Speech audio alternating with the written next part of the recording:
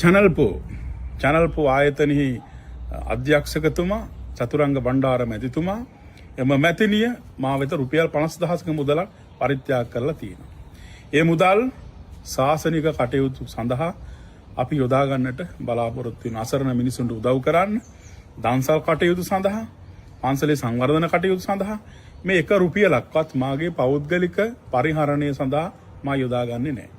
සා විශේෂයෙන්ම channel ආයත් මේ YouTube නාලිකා නරඹන ලෝකේ පුරා ඉන්න ජනතාව, ඒ වගේම ජාතික ජනබලවේගයේ මේ මගේ වීඩියෝ වැඩිපුරම බලන්නේ අපේ NPP සමාජික පිරිස. ඉතින් ඒ හැමෝටමත් අපිත් එක්ක ඉන්න මේ රට වෙනුවෙන් ඉන්න හැමෝටමත් අපි ස්තුතිවන්ත වෙනවා.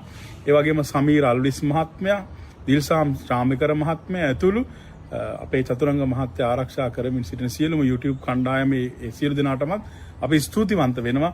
විශේෂයෙන්ම චතුරංග මහත්තයාගේ මැතිණියගේ පියාණන්ට පින් පිණිස තමයි රුපියල් 50000 පරිත්‍යාග කළේ.